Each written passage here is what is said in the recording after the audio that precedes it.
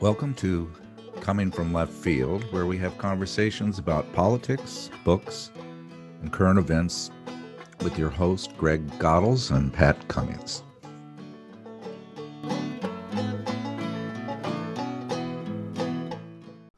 When we think of St. Louis, Missouri, we often imagine the iconic Gateway Arch, honoring the early 19th century exploration of Lewis and Clark and America's westward expansion. The city also includes an entwined history of racial capitalism and violence. It was the launching point of our extermination of Native Americans, a place where the white population enslaved, excluded, exploited, and removed blacks. But the city has a legacy of resistance that fights and endures. Is St. Louis the broken heart of America? Let's discuss.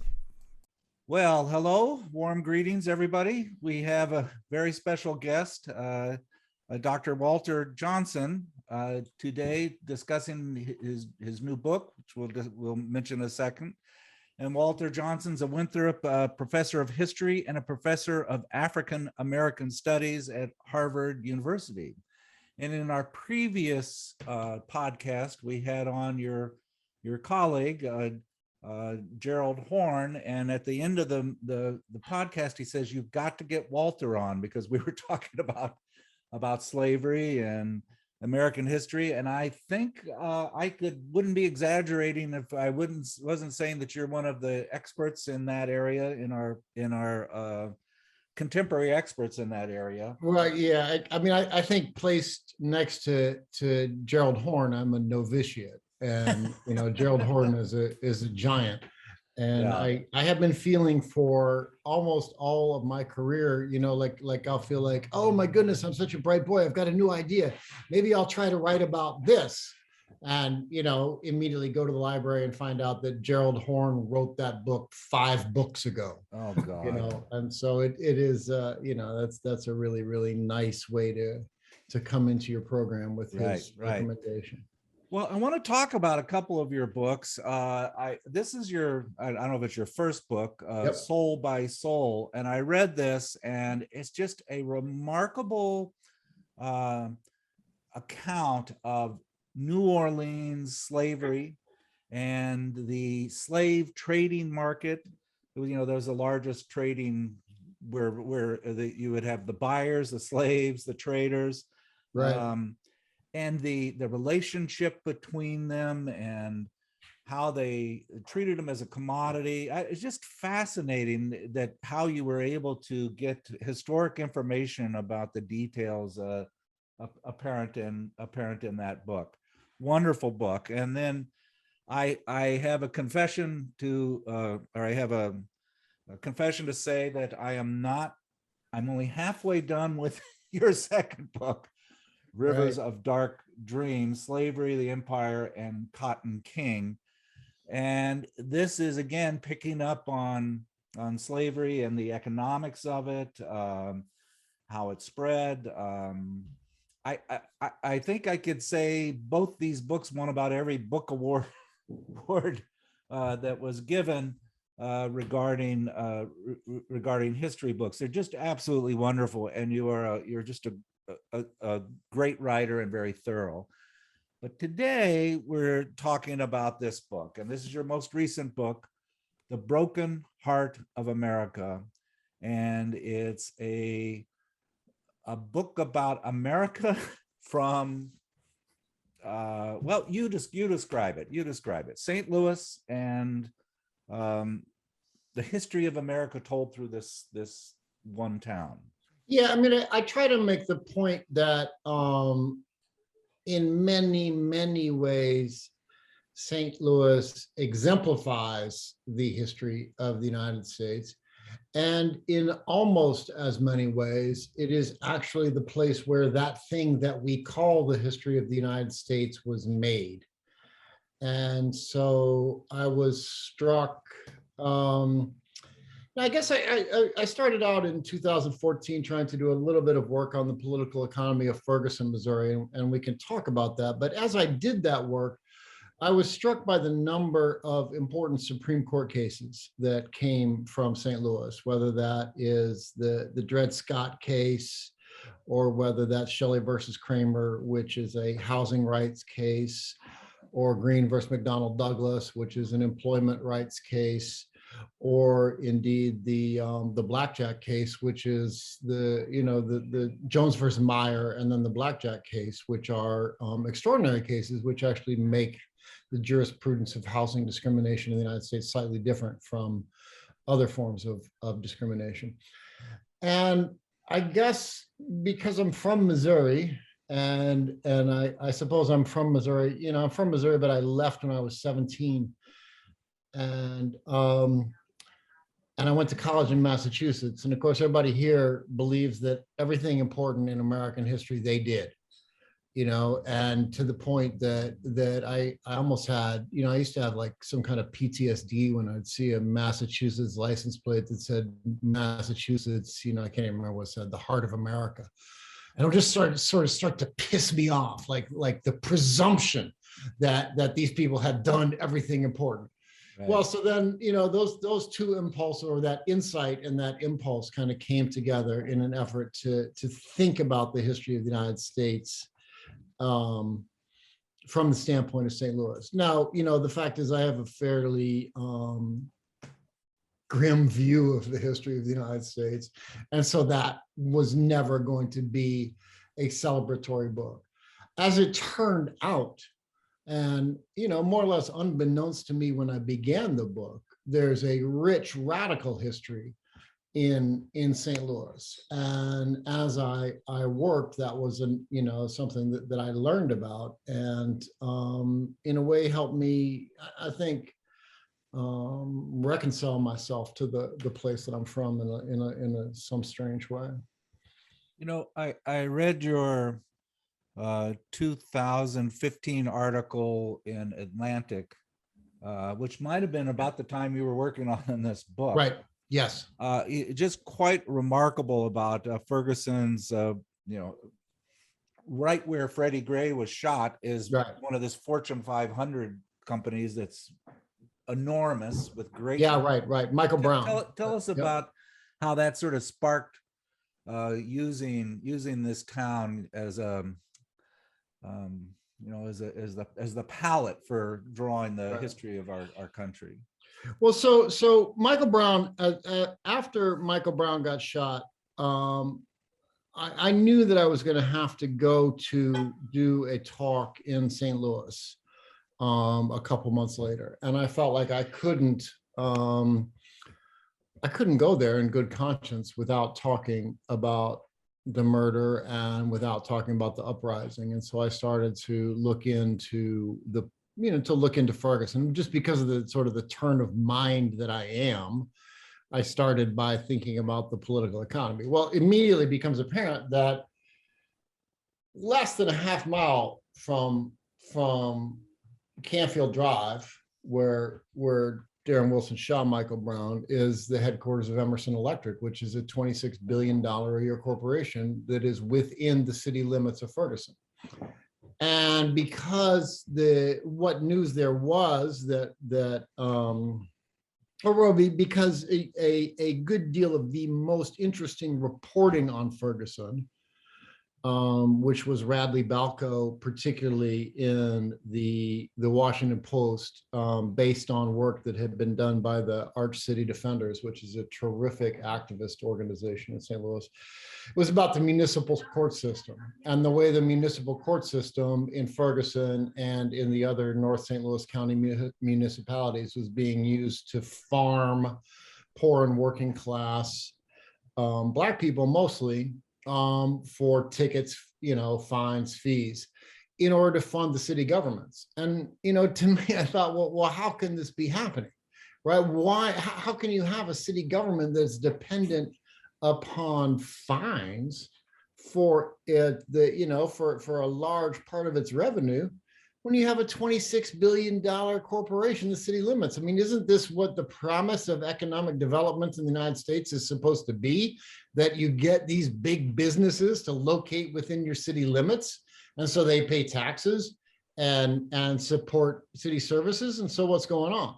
And so that, started a journey into the history both of how it was happening, and largely it's happening through the politics of underassessment and tax abatement in St. Louis County and in, it turns out, Missouri particularly, St. Louis particularly, Missouri particularly, but the nation generally.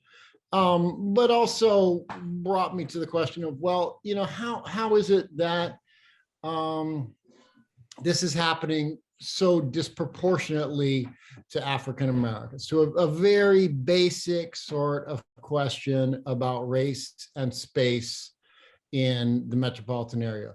What's the history of Black, more or less, forced migration out of the city of St. Louis to certain parts, but not other parts of St. Louis County? Why do all the police live, all the Ferguson police, why do they live in West County and commute in? What's the transportation infrastructure that undergirds that, et cetera, et cetera? And so then that took me back into the history of what I came to call, in conversation with many others, structural racism and racial capitalism in the history of St. Louis. Right. And you're vindicated because in the New York Times, November 1st, just a couple of days ago, they had a big article, why do so many traffic stops go wrong, talking about police and this. And the article talks exactly about what you're saying, that there's just certain of these municipalities that extract the wealth from their poor at a level that is, I don't know why it's not more big news, No, it is. And was sad and interesting about that article, which, I mean, there were some that where the statistics were extraordinary. In the aftermath of the uprising, the state of Missouri made a law that municipalities were not allowed to take more than 20% of their revenue from traffic tickets and fines.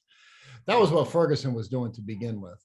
Right. And so they made a meaningless law. I think that the New York Times article, which is fascinating that you're referring to, I think they used 10% as their baseline and found above 10%, you get this extraordinary level of contact, obviously a sense of harassment, a legitimate sense of harassment in the population.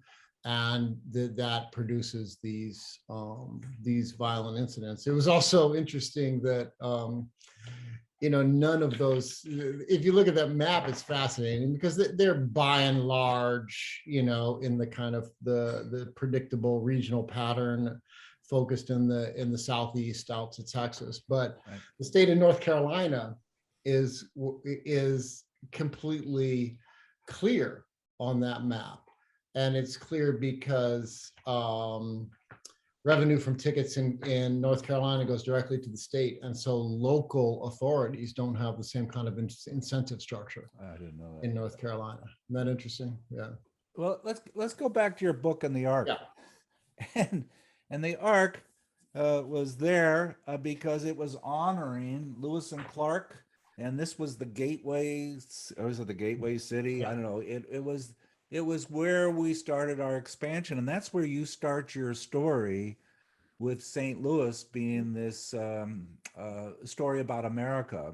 Talk a little bit about how important St. Louis was to the expansion west and the extermination of our Native American population. Yeah, I think that St. Louis was a hub of both the first and second, the first and third waves of removal and genocide in the United States. The first being in the Ohio Valley, and St. Louis was the place where the United States Indian Agency, under the directorship of William Clark, the so-called explorer, was seated. And many of the treaties with the native peoples of the Ohio Valley were signed by Clark there, and then the removal was accomplished through St. Louis. And so it's at some point, in the immediately after the War of 1812, St. Louis was a gigantic refugee relocation center. After that, St. Louis became, in the early 1820s, the Western hub of the United States military. The Western Department of the Army was, for most of the time before the Civil War, headquartered in St. Louis, and almost all of the Indian wars fought in the Trans-Mississippi West were either staged out of or supported from St. Louis, as well as the Seminole War in Florida. And indeed, the Department of War was briefly moved to St. Louis in the 1870s. And so this was, interestingly enough, I think for residents of the city of St. Louis, the Lewis and Clark expedition, and the fact that the Lewis and Clark expedition departed from St. Louis is fairly well known. I think one of the things that is most surprising to them is the role of the city in 19th century Indian wars. The role of Jefferson Barracks, which is today a decommissioned Army base south of the city and a military cemetery. How important that was to the United States Army. And I mean, it was, as I say, the major Army base to the west of Mississippi, and it was also the first place that United States cavalry units were developed, and it became the center of the United States cavalry training all the way up through the 1880s and 1890s, all the way up to Wounded Knee. Right. And so one of the things that I try to do then is to take that history of Indian removal and genocide and to think about the ways that it shaped or inflected the history of anti-Blackness in the city of St. Louis in the 19th century and on. And job one was exterminate all the brutes. Yeah. I mean, that was. There's a very strong removalist, exterminationist tendency in the 19th century in the history of St. Louis that I think is followed down through the 20th century and up through today with a kind of removalist spatial control of the Black population. And I think that one thing that I'm trying to think about in the book is the emergence of, or at least the epitomization of, a certain kind of Western anti-Blackness, a style of anti-Blackness, a mode, an idiom, a practice of anti-Blackness that's different from what happens in the antebellum South. Right. We'll talk about that. Let's get into the slavery in Missouri, and you had insight, which I hadn't thought of before, that there was a uniqueness to the precariousness of slavery in Missouri, where you could just go across the river and be in Illinois. Yeah. And that it had certain properties that were, I don't know, would you say ugly or uniquely problematic? Peculiarly violent. Right. Some people in St. Louis, I mean, that really got their hackles up. And in making that argument in the first edition of the book, I made a mistake, which my wife had advised me not to make, which is I said that it was uniquely violent. And of course, on one level, that's true because it was the only anti-slave violence that was in St. Louis. But on another level, that really allowed people, to go nuts. But it was, I would say that it was particularly or peculiarly violent. And that has to do with two things in St. Louis. It has to do with the high number of people who are enslaved as domestic servants, and so are in close proximity to slavery. And of course, one of the most I don't know if I want to say familiar, but emblematic forms of slaveholding violence is intimate violence. But also I think because of the proximity to juridical freedom in Illinois, and increasingly to abolitionist activism in Illinois. So there's a fantastic book, a big book called I'm not going to remember the name right now, but it's maybe it's called Born in Bondage, but it's about slavery in Illinois, in the slavery in Illinois. So slavery that was sort of grandfathered into the Northwest Ordinance and continued to exist in Southern Illinois up through the 19th century, and the politics between Southern Illinois and Missouri. It may be called Born in Bondage. Did I already say that? And there were abolitionist activists who would go to St. Louis and bring people across the river. And so I think from the 1840s on, there was actually a sort of a low intensity war between abolitionists trying to take enslaved people out of St. Louis and slave kidnappers kidnapping free people of color from Southern Illinois and trying to carry them into St. Louis and sell them to down the river to New Orleans. So that's a piece of the story. The piece of the story that I really focus on is the fact that the people who moved to Missouri after the War of 1812, which is to say after the pacification of the Ohio Valley and the peace terms with the Osage and the beginning of Osage removal, were non-slave holding white people, mostly from Virginia, but also from places like Kentucky and Tennessee. And particularly those Virginians came with a lot of class resentment towards slaveholders. They had lived in a polity that was governed by the 3/5 Compromise, in which local governance was misshaped by the overrepresentation of slaveholding power and property, and they didn't want that to happen in Missouri. And so one of the things that you see in the Missouri State Constitution is the apportionment of representation on the basis of citizenship rather than on the basis of population, right? So they're trying to control apportionment and limit it to, so the slaveholders won't be overrepresented. The other thing you see is an effort to exclude free people of color from migrating to Missouri. And then that is followed up through the 19th century with various kinds of removalist laws.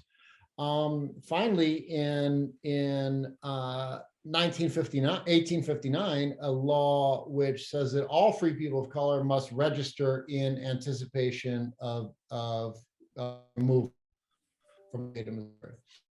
And so I try to suggest that this removalist notion, the notion of Missouri as a, quote, white man's country, epitomizes and becomes the kind of example for Western anti-Blackness in a way that's different from Southern anti-Blackness. Southern anti-Blackness, it's many, many things. Pro-slavery anti-Blackness is many, many things, but it's not removalist, because Southern slaveholders recognize that they are dependent upon the reproduction of enslaved people for the social reproduction of their own class and privilege and whatever. So the last thing they want to do is have all of their enslaved people disappear. The dominant strain of anti-Blackness in Missouri, and I think in the West, is removalist and even exterminationist. It's the notion of the white man's country, and the notion that freedom and equality for white people depends upon the absence, not only of slavery, but also of free people of color. And that's been a theme running through St. Louis, of figuring out ways of removing Yeah, people. I think You know, so. I I think so. used in one of your lectures, you talked about Delmar Street Yeah, and north and south, and you said just go to Google Map and see all the green above, because yeah.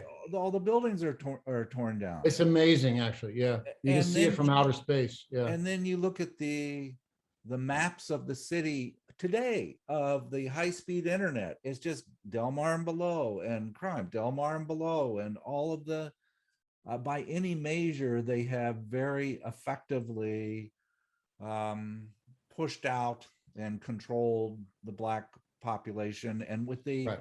uh, all of the special zoning, talk about that. That's, the lot size minimums and all of those things that Right. Yeah. just Yeah. systemically are continually creating this problem. No, that's right. And so the what I try to do in the book, I mean, largely it ends up being a book about the kind of material nexus of capitalism and white supremacy as thought through space, as thought through the control of property and land. And so I chart both a series of removals, the driving out from East St. Louis in 1917, the destruction of the heart of Black St. Louis, which was an area called Mill Creek Valley, and which is they tore down about 400 acres and populated by about 20,000 people, and just with no real provision. Many of those people ended up in the Pruitt-Igoe complex in this. So that was in 1959. Many of them ended up in Pruitt-Igoe, which was itself blown up in 1972. And so you can almost see a kind of an arc of removal going from East St. Louis to Mill Creek Valley to Pruitt-Igoe out to North County. Now, and then what you're talking about is, at the same time, there were a set of provisions being put up in order to keep those people from relocating to the zones of white resettlement, particularly the post-war suburbs. And zoning was one of the primary modes of control. And so, there's absurd. Well, one thing that used to puzzle me when I was a kid, honestly, is I'm from Central Missouri, which is, it's by and large pretty rural. But we would go visit my uncle in St. Louis, and I couldn't understand why everybody in the neighborhood where he lived had these magnificent yards, these huge yards. And I thought, well, this isn't this supposed to be a city? Why do they have these yards that are as big as small farms? Well, that's because many of the more wealthy suburbs in St. Louis were zoned with minimum lot sizes of 1 acre. So if you have a minimum lot size of 1 acre, that means that only certain people can buy in there at all. And there are other ways to many other ways to create that same effect. There's a long history of restrictive covenants in St. Louis up until and even after 1947, which is the St. Louis-based Supreme Court case in Shelley versus Kramer that said restrictive covenants are unenforceable. There's these different zoning codes. And of course, in St. Louis, as in so many American cities, there is a long history of violent white supremacist intimidation to people who try to move into neighborhoods. And so I try and chart all that. Now, I just because since we're here, in like the leftist radio podcast, I want to explain something about that, because I think that this is an argument which has been somewhat, I don't want to say deliberately, but malfeasantly misunderstood by some of my brothers and sisters on the left, which is that they have taken the notion of a series of removals to be an argument that the history is somehow a single moment, that the history that I'm trying to argue, that the history from Dred Scott up to Ferguson is a single moment in the history of white supremacy. That I'm so, you know, and they've tried to turn it into an argument that is timelessness, that it's about the timelessness of white supremacy. And really what I'm trying to argue is about a dialectical relationship that involves repeated removals in the service of changing modes of economic extraction. Right. And so for me, then that's what makes this an argument about racial capitalism. The mode of extraction in East St. Louis in 1917 is different from the mode of extraction in Mill Creek Valley or Pruitt-Igoe or indeed Ferguson. Different people are making money in different ways. And yet somehow that succession it involves a repetition of removal, right? So for me, that's why and the way that I understand that is by racial capitalism, about the way that white supremacy gets drawn through time through a set of different modes of exploitation and extraction, right? So this is a very, very recondite argument, but I feel but it pisses me off a lot when people misunderstand it. So I figured that this is the proper audience for this particular form of recondite radical rage that I have. So when we were talking before, Greg and I were talking about your term racial capitalism, and Greg, what was your point about Naomi Klein with the disaster capitalism? No, I have a aversion to these adjectives: racial capitalism, disaster capitalism, neoliberal capitalism. It's a pet of mine. Like, I get it off my chest as well. And the reason I have the aversion is that it suggests to me that there's a kind of capitalism that would be okay if we didn't have neoliberalism. Yeah. It'd be a kind of a capitalism that would be okay if we could just get rid of racism. And so I kind of cringe when I hear that, but I don't read you that way. I mean, I don't read you that you're saying. That's not at all what I'm saying. Although I think that is, I think that maybe, I think you're right. The reading that I'm rejecting, I think, is more or less along those lines.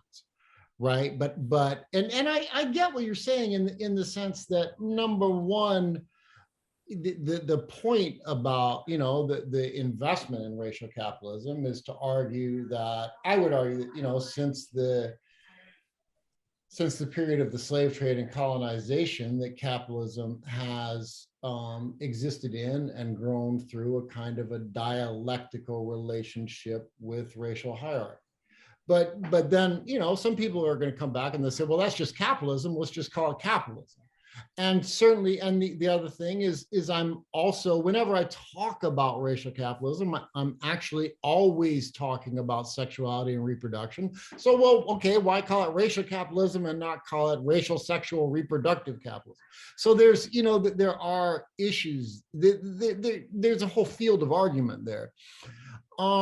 But I think you're absolutely right that I'm not trying to say that if we just got rid of the racism, the capitalism would be okay, or even to imagine that such a thing would be possible, right? And what I am trying to do is to insist on a history of capitalism and a history of radical practice, which imagines and organizes from different positions than our kind of long-term focus on industrial capitalism and the proletariat.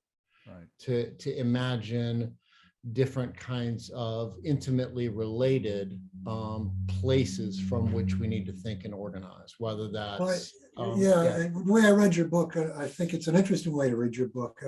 I found it fruitful, and that is to talk about or look for or see, and I think you do it very, very well, modes of exploitation and how those modes of exploitation change and shift.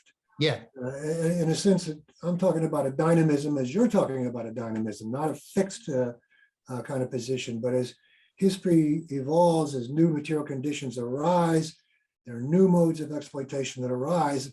And I think then you point very, very, very, very clearly to how race plays an important role in how those modes evolve.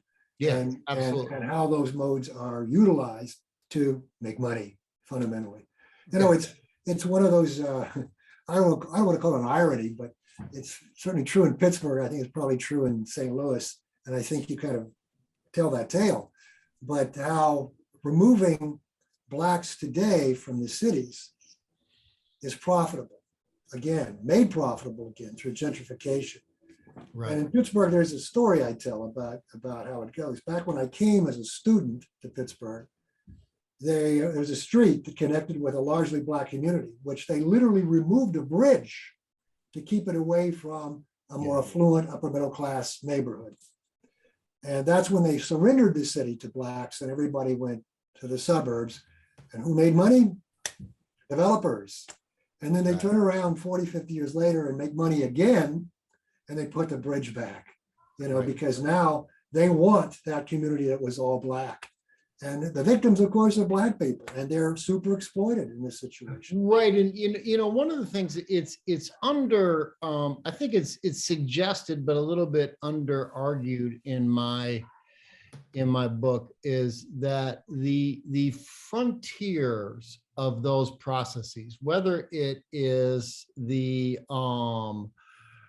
whether it's the incorporation of Black suburbs into white dominated municipalities, or whether it's the gentrifying suburb, I mean, which is, you know, or whether it is, so whether it is the process where white people are moving out or where they're moving back in, those are the frontiers of police violence in our society often. Those you know, where the real estate development and speculation is happening is also where the police violence is happening. And I think in a way that was what was interestingly misunderstood about Ferguson, that it was hard for people to understand Ferguson as a suburb. And what it was up through the 1970s. I mean, very much like what you described. I mean, the city of Ferguson was talking in 1976 about building a 10-foot wall between them and a neighboring municipality, majority Black, Kinloch. And what Ferguson is now is it's not entirely, but it's majority Black, but you have a remaining white police force, right? That kind of last bastion of white municipal control in Ferguson. And I think that frames the volatility in Ferguson. Right. But then, you have the opposite pattern, which is whites moving back into the city. And in St. Louis, I think more slowly than in many American cities, but the downtown area in St. Louis is becoming a flashpoint area again around the enforcement of different kinds of public order, novel forms of public order that are being enforced by the police and then leading to, violence, police violence. Let's talk about something positive. In several of our podcasts, we have discussed the power of the Black sort of socialist Marxist influences in communities with their press in being one of the focal points in achieving positive change. And that was the case there, in St. Louis, and the activism, the Percy Green climbing the Arc and trying to organize the first sit-down strikes occurred in St. Louis, and it for a period of time it was a real positive social change agent. Would you agree with that? Yeah, and I would even say for a period of time that goes up to the present, right? And so it became clear to me in 2014 and 2015, which were the years of the Ferguson uprising, and then the the football team strike at the University of Missouri, which is in the town that I grew up in, that there was, that there was a radicalism that was in Missouri that I hadn't really known about, in addition to the sort of obdurate, reactionary conservatism that I had. And I began to follow that back. And I think you can, for me, that story really begins, well, you could locate it further back than I do, right? You could locate it in the Black Hawk War, or you could locate it in the bandits of the river bandits, black river bandits of the 1840s, who I talk about, or the runaways. The moment that I really focus on in the book is the Civil War alliance of German communists in the Union Army. So people, refugees from the Revolution of 1848 who were in the Union Army, including Joseph Wedemeyer, who was the translator of the German ideology and the publisher of the 18th Brumaire, with self-emancipated African Americans in Missouri. And then you follow that up through the general strike in 1877, which was in St. Louis an interracial strike, and which for a brief moment controlled the city of St. Louis and made decisions about production and which factories would be allowed open and which trains would be allowed into the city at what rates.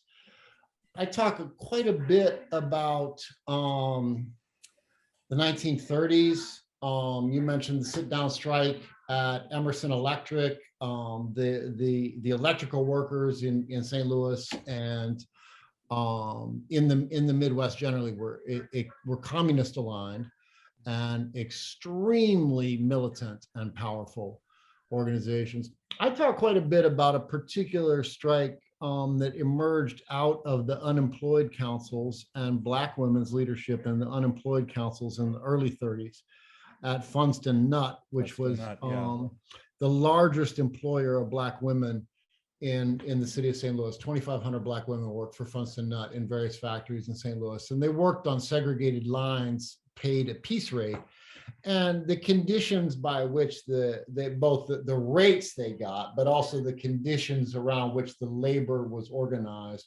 were meant that the worst work fell disproportionately on their part of the line, and that they were paid worse than the white and immigrant white women on the rest of the line. So they went on strike in 1933 in a kind of an organizational symbiosis with the Communist Party. It was the Communist Party that, and a particular organizer who I talk about a lot called William Sutner, who supported this. And it was an extraordinary strike with 2,500 of the most vulnerable workers in the city going out on strike. And gradually the white women on the lines who had not joined the first day of the strike went out in support of the African-American women who had gone out first, all working together with the communists.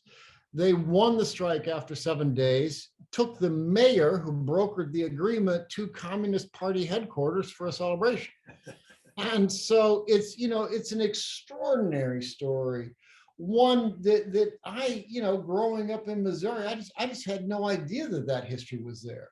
And so then you follow that story forward to some of the employment protests in the 60s and 70s organized by the great Percy Green and others. Jefferson Bank is a struggle over getting Black tellers employed at a bank where many St. Louis African Americans had their money. Percy Green climbing the arch in 1964 to protest the fact that no African Americans were being employed as construction workers, or no contracts for Black workers in this big federal project. And then Percy basically went one by one, through Southwest Bell, through Laclede Gas, through McDonnell Douglas, through the big St. Louis employers, trying to force them to open up employment to African Americans. Percy Green, I think, is for me a real forgotten hero of that era in American history and of the left in general. I mean, these enormously creative actions. So climbing the arch in 1964 and shutting down construction. At Jefferson Bank, he and another hero, Eugene Tourneur, who was a white radical who came out of the Du Bois clubs, organized what they called, what was it? A change. I mean, they basically flooded the lobby of Jefferson Bank with protesters, each of whom had a $1 bill. And flooded it waiting to get change from the tellers because change is slow, right? So they shut down the bank with this strategy. And then there was a dog shit protest at Laclede Gas where they smeared dog shit all over the inside of Laclede Gas. So they go in looking like maintenance workers, right? Because nobody is going to look twice at a black maintenance worker at Laclede Gas. And they start smearing the wall with dog shit because racism stinks. Just beautiful, beautiful actions culminating in the unveiling of the veiled prophet, the sort of secret king of the St. Louis elite in the mid 70s. Well, that's been a theme of a lot of our Greg and my podcast, the FE with Tony. What's her last name? Greg Gilpin, Tony Gilpin. Gilpin. Yeah, that's the little FE and how that small little union did powerful things. Went to Kentucky and refused to. And pushed back against blacks not having equal participation in all their jobs, and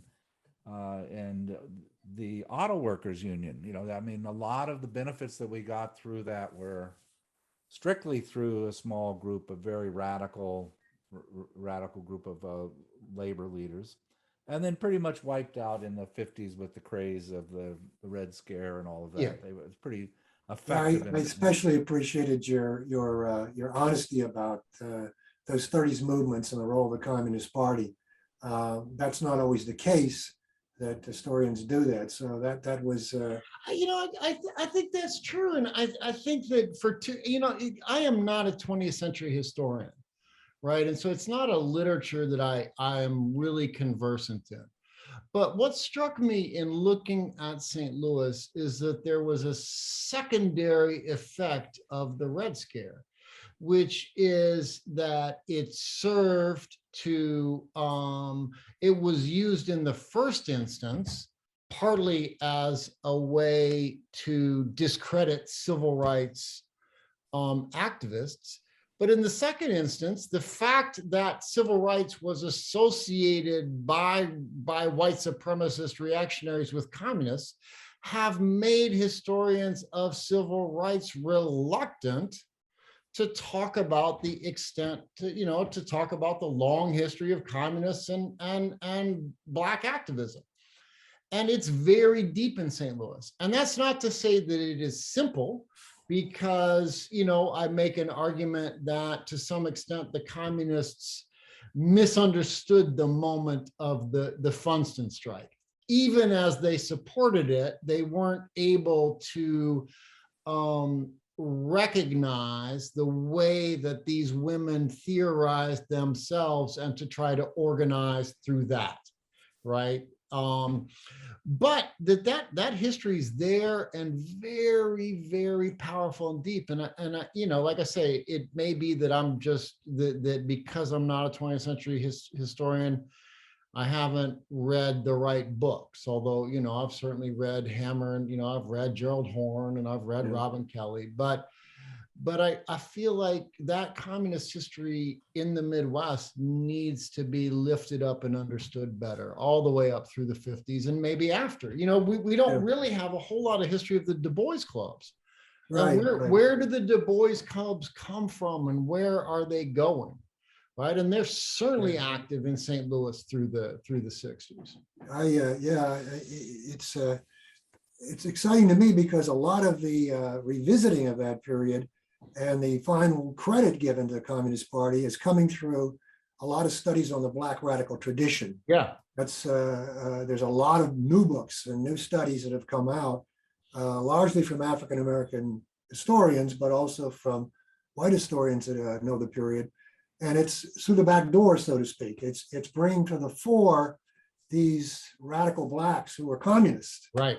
And once that's done, then it opens the door to see that there was a Communist Party and it played an important role.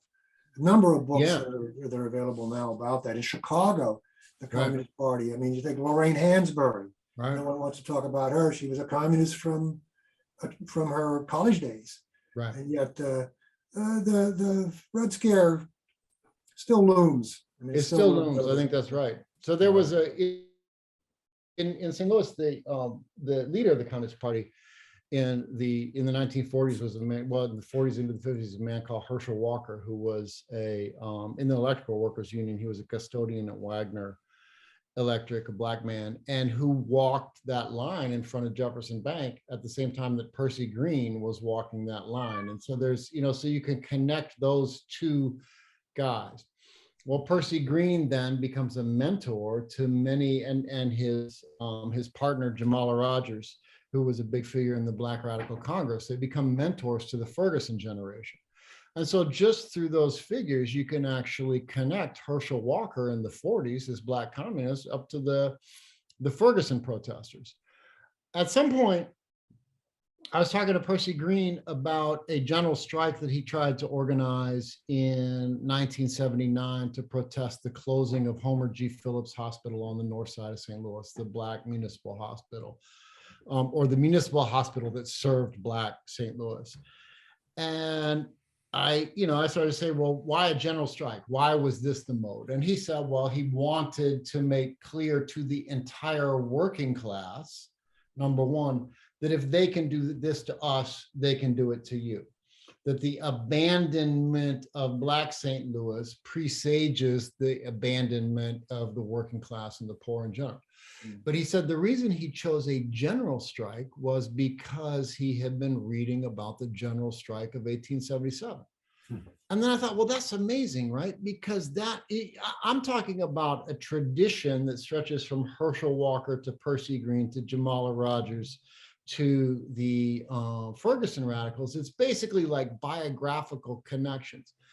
But what Percy was talking about was actually a self-conscious tradition, a self-conscious radical tradition in St. Louis, where in 1979, he was drawing on the interracial general strike in 1877. And so for me, since I think we were getting Pat a little bit depressed, right? He was sort of like, well, let's talk about some happy stories. And for me, that was a moment, that was an extraordinary moment to think about the legacy, right? To think about the way that this is a living legacy that actually lives in St. Louis today. And indeed, that protest generation has gone on to do what are, to my mind, extraordinary things that they're trying to do in the city today. Well, let's go back to being depressed a little bit, and you as a historian.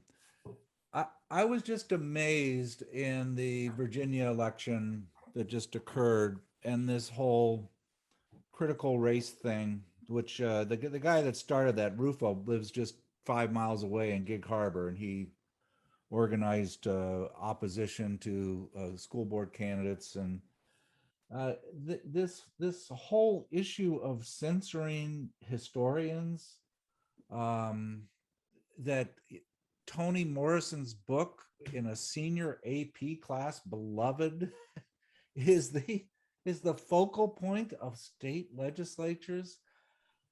How depressed are you on a daily basis in trying to be a realistic historian and a historian dealing with these groups that are trying to reframe and redefine American history in this disingenuous way? I mean, is that hitting you in the classroom? Is that hitting you in?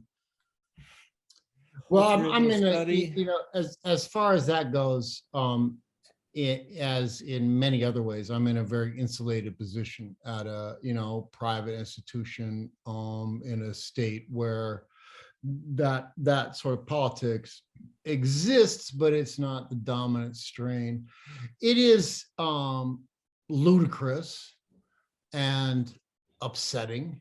I think that it is one of the things that I tried to do in the book and have tried to do in my life, really, is to speak to alienated, antisocial white kids in St. Louis County and to say, well, okay, why don't you identify yourself as Joseph Wedemeyer? Or why don't you identify yourself as Eugene Tourneur, this the activist,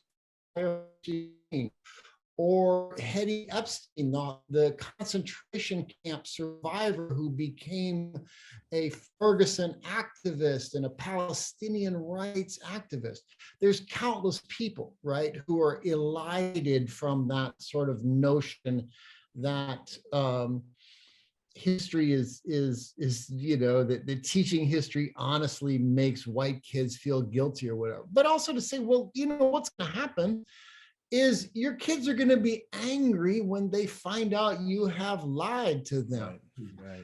The thing that honestly that I used to, and I've been thinking about it all day today for some reason, the thing that helps me understand this moral panic over critical race theory is Stuart Hall's book, Policing the Crisis, and which is a book about a moral panic in Thatcherite England over mugging.